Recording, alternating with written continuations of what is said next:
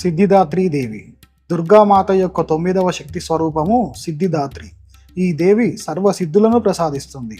మార్కండేయ పురాణంలో అనిమ, మహిమ, గరిమ, లగిమ, ప్రాప్తి, ప్రాకామ్యము, ఈషిత్వము, వశిత్వము అని అష్టసిద్ధులు చెప్పబడ్డాయి.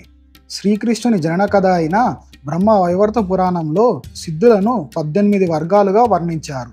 వాటి పేర్లు అనిమ, లగిమ, ప్రాప్తి, ప్రాకామ్యము, మహిమ, ఈశ్వితము, వశిత్వము, సర్వకామాన వసాయితి, సర్వజ్ఞానత్వము, దూరశ్రవణము, పరకాయ ప్రవేశము, వాక్సిద్ధి, కల్పవృక్షత్వము, సృష్టి, సంహారకర్ణ సామర్థ్యము, అమరత్వము, సర్వనాయకత్వము, భావన, సిద్ధి. సిద్ధిదాత్రి దేవి తన భక్తులకు, ఋషులకు ఈ సిద్ధులన్నింటినీ ప్రసాదిస్తుంది. దేవి పురాణంలో పరమేశ్వరుడు దేవి అనుగ్రహం వల్లనే ఈ సిద్ధులన్నింటినీ పొందాడని చెప్పబడింది.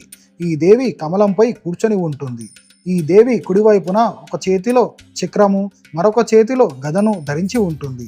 ఎడం వైపున ఒక చేతిలో శంఖము, మరొక చేతిలో కమలము ధరించి ఉంటుంది. నవరాత్రి ఉత్సవాలలో 9వ రోజున దుర్గామాత సిద్ధిదాత్రి దేవి రూపంలో పూజలు అందుకుంటుంది. సృష్టిలో ఆమెకు అతీతమైనది ఏదీ లేదు. ఈ రోజు దేవిని పూర్తి భక్తితో మరియు శాస్త్రీయ పద్ధతులతో పూజించే వారికి అన్ని సిద్ధుల గురించి తెలుస్తుంది. ఆమె కృప వల్ల భక్తులు ఈ విశ్వాన్నే జయించగలిగే శక్తిని పొందుతారు.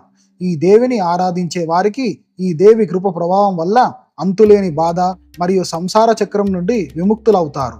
అలాగే అన్ని ఆనందాలను అనుభవించడమే కాకుండా మోక్షాన్ని కూడా పొందుతారు.